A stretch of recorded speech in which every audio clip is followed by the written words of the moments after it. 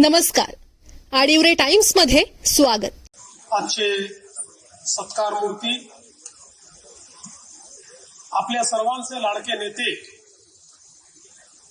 महाराष्ट्रातील एक अतिशय उमद आणि दिलदार नेतृत्व, आपल्या सर्वांचे दादा माननीय नारायणरावजी राणे साहेब,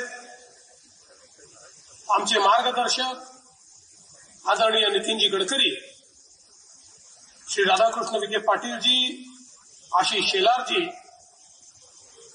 राणे साहेबांना भक्कम साथ देणाऱ्या आमच्या नीलमबाईंनी, मंत्री उदय सामंतजी, नितेश राणेजी, निलेश राणेजी, सुनील तटकरेजी, रवी चव्हाणजी, प्रसाद लाडजी, दीपक केसरकरजी, प्रवीण दरेकरजी, प्रभाकर सावंतजी, दत्ता सामंतजी, मनीष दळवीजी, प्रमोद कामतजी, अतुल काळसेकरजी, प्रमोद जठारजी, मंचावर उपस्थित सर्व मान्यवर, राणे साहेबांवर मनापासून प्रेम करणारे या ठिकाणी उपस्थित सर्व भगिनी आणि बंधूंनो,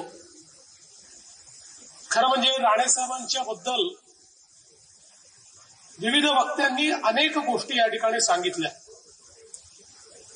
पण मला हे सौभाग्य लाभलं की अनेक वर्ष महाराष्ट्राच्या विधानसभेमध्ये मी त्यांच्यासोबत काम करू शकलो आणि विधानसभेची कारकीर्द जी सुरू केली ती त्यांच्या नेतृत्वातच आम्ही सुरू केली. त्यावेळी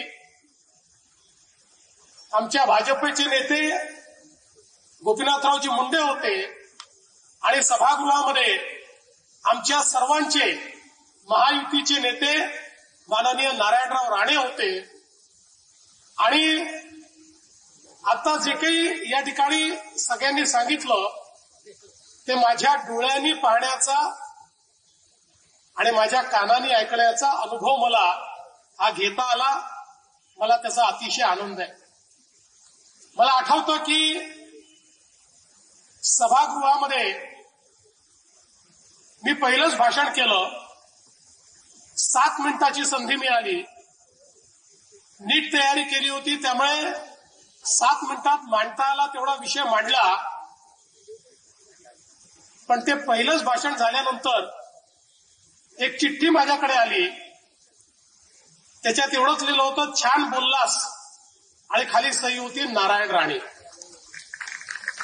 आणि राणे साहेबांचा ऋणानुबंध हा त्या दिवसापासून जो सुरू झाला तो आज तागायत सातत्याने तो कायम आहे. खरं म्हणजे विरोधी पक्ष नेता म्हणून त्यांची जी कारकीर्द होती ती आत्ताच नितीनजींनी सांगितली. मुख्यमंत्री म्हणून मला बाहेरून पाहायला मिळालं, मंत्री म्हणून बाहेरून पाहायला मिळालं, कारण त्यावेळेस मी महापौर होतो. मी काही सभागृहात नव्हतो. 99 ला मी सभागृहात आलो, ते विरोधी पक्ष नेते झाले. पण मी असं म्हणेन की माननीय राणे साहेब, माननीय मुंडे साहेब यांच्यासोबत सभागृहात काम करायला मिळणं यापेक्षा मोठी पर्वणीच दुसरी नव्हती. कदाचित माझ्या संपूर्ण संसदीय जे काही यश मला मिळालं त्या यशाचं श्रेय जर कोणाला द्यायचं असेल तर राणे साहेबांसारख्या माझ्या नेत्यांना द्यावं लागेल की ज्यांनी त्यावेळी मार्गदर्शनही केलं आणि प्रोत्साहनही दिलं. विशेषतः त्यांची आणि माझी आवड एक होती आणि ती म्हणजे अर्थसंकल्प. अर्थसंकल्पावर राणे साहेब ज्यावेळी भाषण करायचे, कुठला तरी अर्थतज्ञ हा त्या ठिकाणी बोलतोय असा भास व्हायचा आणि अक्षरशः आकड्यांची चिरफाड करत ज्यावेळी राणे साहेब आपलं पूर्ण भाषण करायचे, संपूर्ण सभागृह स्तब्ध असायचं आणि अर्थमंत्री चिंतेत असायचे की आता राणे साहेबांना उत्तर काय द्यायचं. आणि कधीच त्यांनी मांडलेल्या अर्थसंकल्पाच्या भाषणाला परिपूर्ण उत्तर मिळू शकलं नाही, कारण अर्थशास्त्रातला एक एक नियम ते शोधायचे, त्यातनं कसा अर्थसंकल्प हा त्या नियमाच्या विपरीत आहे आणि राज्याचं कसं काय संकट आहे अशा पद्धतीनं हे सगळं मांडण्याचं काम ते करायचे. मला आजही आठवतं, युतीचं सरकार गेलं, महाविकास आघाडीचं किंवा तेव्हाचं सरकार आलं आणि ते सरकार आल्यानंतर युतीच्या सरकारने कशा पद्धतीनं या ठिकाणी कर्ज वाढवलं असा एक व्हाईट पेपर त्यांनी मांडण्याचा प्रयत्न केला. पण त्यांना हे माहित नव्हतं की समोर राणे साहेब आहे. त्यांनी व्हाईट पेपर मांडला. एक तर राणे साहेबांकडे एक वेगळं सीआयडी खातं होतं, त्यांचं स्वतःचं होतं. त्यामुळे सरकारचा कुठलाही कागद तयार झाला तो मंत्र्याकडे पोचायच्या आधी राणे साहेबांकडे पोचायचा. त्यामुळे हा जो व्हाईट पेपर आहे हा छापायच्या आधी राणे साहेबांकडे होता. त्याचं उत्तर तयार होऊन तिकडे व्हाईट पेपर मांडल्याबरोबर व्हाईट पेपर किती बोगस आहे आणि ही खरी आकडेवारी आहे आणि ही कशी बरोबर आहे याचा एक भगवी पत्रिका ही त्या क्षणी राणे साहेबांनी मांडली आणि त्या सरकारची पूर्ण हवा काढण्याचं काम हे राणे साहेबांनी त्या ठिकाणी केलेलं मी बघितलं. त्यामुळे खरं तर या सभागृहामध्ये बजेटवर कसं बोललं पाहिजे हे आम्ही त्यांच्याकडनं शिकलो आणि मला स्वतःला त्यात खूप इंटरेस्ट असल्यामुळे मी 2002 साली बजेट कसं वाचावं असं एक पुस्तक लिहिलं आणि या पुस्तकाचं विमोचन कोणाच्या हाताने करायचं. राणेसाहेबांपेक्षा मोठं कोण आहे, राणेसाहेबांपेक्षा यातली अथॉरिटी कोण. मी राणेसाहेबांकडे गेलो, म्हटलं दादा माझं असं असं पुस्तक आहे, आपल्याला याचं विमोचन करायचं आहे. मला म्हणाले अरे मुख्यमंत्र्याला बोलव. म्हणाले तुमच्या हाताने करायचं आहे. म्हणाले मी मुख्यमंत्र्यांच्या हाताने कर. म्हटलं माझा काही मुख्यमंत्री विलासरावजी होते पण माझा काही फार नवीन होतो, माझा काही फार संबंध नाही आहे. म्हणाले मी त्यांना सांगतो ते याचं एवढं चांगलं पुस्तक तू लिहिलेलं आहे, मी तर राहीनच पण हे पुस्तकाचं विमोचन हे विलासरावजींच्या हस्ते झालं पाहिजे. त्यांनी पुढाकार घेतला आणि त्या ठिकाणी विलासरावजींच्या हस्ते त्याचं जे काही विमोचन आहे ते झालं. मला आजही आठवतं की 2004 साली 3 साली ज्यावेळी डिसेंबरच्या महिन्यामध्ये उत्कृष्ट संसदपटूचा पुरस्कार द्यायचा जी समिती बनली होती, त्या समितीने राणे साहेबांची चर्चा केली. राणे साहेब होते, मुंडे साहेब होते, माझी पहिली टर्म होती. पण त्यांनी सांगितलं की तुम्हाला जर या ठिकाणी परफॉर्मन्सवर आधारित उत्कृष्ट संसदपटू हा पुरस्कार द्यायचा असेल तर तो तुम्ही देवेंद्रला द्या आणि त्यांच्या शिफारसीने किंवा त्यांच्या पुढाकाराने मला त्या काळामध्ये उत्कृष्ट संसदपटू हा पुरस्कार पहिल्याच टर्म मध्ये त्या ठिकाणी मिळाला. खरं म्हणजे मी जसं मगाशी सांगितलं, राणे साहेब ज्यावेळी एकेका विषयावर बोलायचे, मला असं वाटतं की वाभाडे काढणं या शब्दाचा जो काही अर्थ आहे तो अर्थ म्हणजे त्यांचं भाषण असायचं आणि कुठल्याही मंत्र्यांनी फाईल सही केली की त्याच्यातली नोट राणेसाहेबांकडे असायची आणि मग त्याच्यामध्ये जर काही गैरव्यवहार असेल, भ्रष्टाचार असेल तर मात्र राणेसाहेब असं झोडपून काढायचे की त्यामुळे त्यांचा प्रचंड मोठा दरारा हा विधानसभेमध्ये आम्ही बघितला. मगाशी जसं तटकरे साहेबांनी सांगितलं, आम्ही सगळे त्यांचे सैनिक होतो आणि मला असं वाटतं की 99 ते 2004 हा महाराष्ट्र विधानसभेतला जो विरोधी पक्ष आहे हा त्याच्या आधीच्या इतिहासात झाला नाही पण त्याच्या नंतरच्या इतिहासात झाला नाही. अशा प्रकारचा विरोधी पक्ष आमचा होता. आमचे नेते राणेसाहेब होते आणि आम्ही सगळे शिवसेना भाजपचे लोक आणि विशेषतः आम्ही सगळे तरुण आमदार असे तुटून पडायचो की त्या ठिकाणी सरकारला पळता भुई थोडी व्हायची. मी खरंच सांगतो आम्ही विरोधी पक्षात होतो पण कधी विरोधी पक्षात आहे असं वाटलं नाही, कारण राणे साहेबांचा दरारा असा असायचा की त्यामुळे आपणच सत्ता पक्षात आहोत असा भास आम्हाला व्हायचा. आम्हाला थांबवण्याची हिंमतच कोणामध्ये नव्हती कारण आमचे नेते राणे साहेब होते. आणि म्हणून हे जे काही त्यांचं जे कार्य होतं त्यातनं इतक्या गोष्टी या शिकायला मिळाल्या. पलीकडच्या काळामध्ये खरं आहे की ते समोर गेले पण मंत्री म्हणून नाही. म्हणजे मला हे आठवतं की आता उल्लेख खरं म्हणजे करावा करू नये, पण ज्यावेळेस भुजबळ साहेब गेले आणि भुजबळ साहेब समोर गेल्यानंतर 99 ते 2004 मला आठवतं की इतका त्रास आमच्या बाकावरचे लोक भुजबळ साहेबांना द्यायचे. खूप भुजबळ साहेब हे पुरून उरायचे. पण राणे साहेब गेल्यानंतर मात्र कोणीही कधी त्यांना त्रास दिला नाही, कधी त्यांचा विरोध केला नाही. कारण तिथे बसलेल्या प्रत्येकाला हे माहिती होतं की राणेसाहेब जे तिकडे गेले आहेत ते मनाने गेले नव्हते. जो प्रसंग त्यांच्यावर आला त्याचे आम्ही साक्षीदार आहोत की ज्यावेळी आम्ही सगळं प्लॅन करून आणि सभागृहामध्ये सरकारच्या मागण्या म्हणजे बजेट हे वोटिंगमध्ये पाडायचं असं ठरवून पूर्ण प्लॅन तयार करायचो आणि प्लॅन एक्झिक्यूट होणार. राणेसाहेब त्या सरकारचे एक 10, 12, 15 कारण फारच कमी डिफरन्स होता, 15-20 आमदार गायब करायचे. त्यामुळे आमची संख्या त्यांच्यापेक्षा जास्त असायची आणि अशा वेळी अचानक कोणाचा आदेश यायचा मला माहिती नाही, पण 8-10 लोक निघून जायचे आणि राणेसाहेबांनी केलेला प्लॅन हा त्या ठिकाणी दुर्दैवाने तो आम्हाला परत घ्यावा लागायचा. ते जे काही शल्य त्यांचं असायचं ते अतिशय जवळून मी बघितलेलं आहे. मी लहान होतो त्याच्यामुळे राणेसाहेब असतील, मुंडेसाहेब असतील, सगळी कामं मला सांगायचे. त्यामुळे आमचं सभागृहात काम संपलं की राणेसाहेबांच्या चेंबरला आम्ही जाऊन बसायचो. त्या सगळ्या गोष्टी खूप जवळून पाहायची संधी मला मिळाली आणि म्हणून मला असं वाटतं की त्यावेळेस राणेसाहेब गेल्यानंतर आणि मला हेही आठवतं की विशेषतः एक असा काळ तो बघितला की काही लोक विरोधी पक्षात होते पण ते राणेसाहेबांसोबत होते. त्याच्यामुळे एक वेगळ्या प्रकारची परिस्थिती ही सभागृहामध्ये आम्हाला पाहायला मिळायची. पण हे सगळं राणेसाहेबांनी त्यांच्या कर्तृत्वाने आणि प्रेमाने कमावलेलं होतं. राणेसाहेब हा व्यक्ती अतिशय दिलदार व्यक्ती आहे.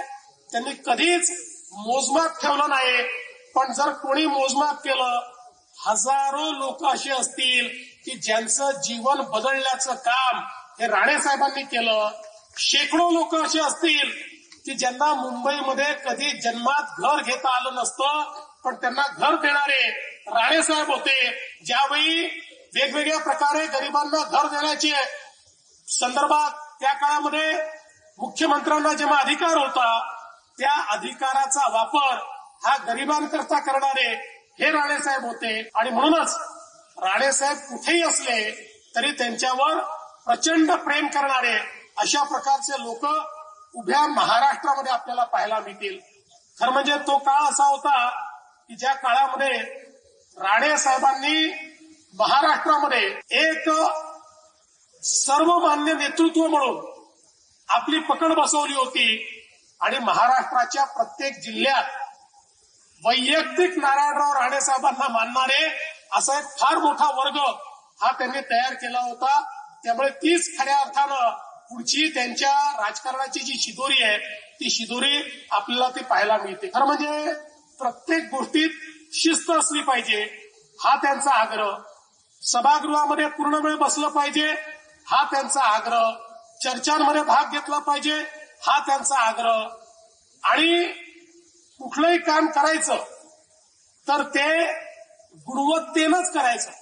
गुणवत्तेमध्ये राणेसाहेब कधी तसूभरी कॉम्प्रोमाइज करत नाहीत. आणि म्हणून आपण जर बघितलं तर त्यांनी उभे केलेले प्रकल्प असतील, ती मेडिकल कॉलेज असू द्या किंवा गोशाळा असू द्या, कुठलाही प्रकल्प तुम्ही बघा, गुणवत्तेच्या अत्युच्च पातळीवर त्या ठिकाणी काम करायचं ही त्यांची नेहमीच त्या ठिकाणी परिपाठी राहिली आहे. आणि म्हणूनच जर कुठे जसं नितीनजींनी सांगितलं कुठेही गुणवत्तेशी कॉम्प्रोमाइज होत असेल तर बेधडक सांगणारे राणेसाहेब आहेत. मला असं वाटतं की राणेसाहेब कधी पोटात ठेवू शकले नाही. त्यांच्या भावना ज्या असतील त्या तोंडावर सांगण्याचं काम ते करतात, कोणाला आवडो की न आवडो. पण कसं पु ल देशपांडेंनी म्हटलंय, कोकणातला माणूस कसा असतो तर कोकणातला माणूस हा इथल्या फणसासारखा असतो. वर जरी काटे दिसले, जरडता दिसली तरी आतमध्ये गोडवा असतो. हे जे वाक्य पुलंनी लिहिलं त्यावेळेस कदाचित पुलंच्या समोर नारायणराव राणेच असतील असं मला वाटतं. असं त्यांचं नेतृत्व आहे. आणि माझा तर त्यांचा संबंध असा आहे की ते देवेंद्र म्हणून मला कधी रागवू शकतात. कधी कधी म्हणतात अरे मी तुम्हाला देवेंद्र म्हणतो. मी म्हटलं राणेसाहेब तुमचा अधिकारच आहे. जेवढा तुमचा अधिकार निलेश आणि नितेशवर आहे तेवढाच अधिकार माझ्यावर देखील आहे. आणि माझ्या सगळ्या या राजकीय वाटचालीमध्ये नेहमी एका नेत्याच्या भूमिकेत, मार्गदर्शकाच्या भूमिकेत राणेसाहेबांना मी बघितलं. आजही एखादी गोष्ट आवडली नाही मला वेळ घेतात, घरी येऊन सांगतात, रागवतात, हे चुकलं म्हणून सांगतात, पण त्यांचं प्रेम मात्र कधी कमी होत नाही. मला ते नेहमी असं म्हणतात, राणेसाहेब जेव्हा जेव्हा माझ्याकडे येतात तेव्हा मला म्हणतात बघा मला एखाद्याचा राग आला ना तर मी त्या ठिकाणी बेमुरुवत असतो, मी काही त्याला सोडत नाही. पण तुमच्या समोर आल्यानंतर माझा राग निघून जातो. तुम्ही काय करता मला माहिती नाही पण माझा राग निघून जातो. अशा पद्धतीनं मला खरं म्हणजे अतिशय प्रेम हे राणेसाहेबांनी या ठिकाणी दिलं. आणि राणेसाहेबांचा खरं म्हणजे मी असं म्हणेन की या सगळ्या यशामध्ये, या वाटचालीमध्ये खऱ्या अर्थानं नीलम बहिणी ज्या आहेत, हे जे लेडी लक आहे हे अत्यंत महत्वाचं असं माझं मत आहे. अतिशय शांतपणे वहिनी या सगळ्या काळामध्ये त्यांच्या पाठीशी खंबीरपणे उभ्या असलेल्या आपण सगळ्यांनी बघितल्या. आणि आज ही देखील आनंदाची गोष्ट आहे की नितेशजी असतील किंवा निलेशजी असतील, या दोघांनी राणेसाहेबांचा वारसा हा अत्यंत समर्थपणे या ठिकाणी चालवलेला आहे. आणि मला असं वाटतं की निश्चितपणे ज्या प्रकारचं बाळकडू हे त्यांना मिळालं त्यातून भविष्यकाळ या दोन्ही तरुण नेत्यांचा अतिशय उज्ज्वल आहे हे आज या ठिकाणी मी निश्चितपणे सांगू शकतो. राणेसाहेबांच्या जीवनामध्ये हिंदुहृदय सम्राट, शिवसेना प्रमुख बाळासाहेब ठाकरे यांच्याबद्दल एक वेगळं स्थान आहे. ते जरी त्या काळात पक्ष सोडून गेले पण आजही बाळासाहेबांचं नाव घेतलं तर राणेसाहेब इतकं भरभरून बोलतात, इतक्या आठवणी त्यांच्याकडे आहेत. त्यातली प्रत्येक आठवण ही अतिशय आपल्या हृदयाला स्पर्श करणारी आहे. आणि मला असं वाटतं की त्यांच्या जीवनामध्ये तो जो काही आशीर्वाद श्रद्धेय बाळासाहेबांचा मिळाला तो ते कधीच विसरले नाहीत. आणि सदैव त्यांची आठवण ठेवत त्याच मार्गानं चालण्याचा प्रयत्न त्यांनी केला.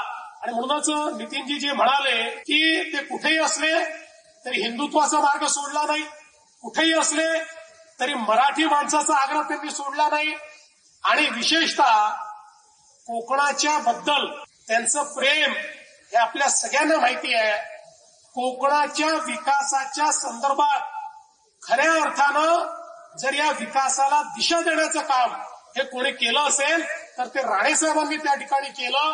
आणि आजही कधीही जर आम्ही त्यांच्याशी चर्चा करायला लागलो तर त्यांचा पहिला विषय तोच असतो, कोकणाचा जीडीपी कसा वाढवायचा, कोकणाचं पर कॅपिटा इन्कम कसं वाढवायचं, कोकणामध्ये मोठ्या प्रमाणात रोजगाराच्या संधी कशा वाढवायच्या.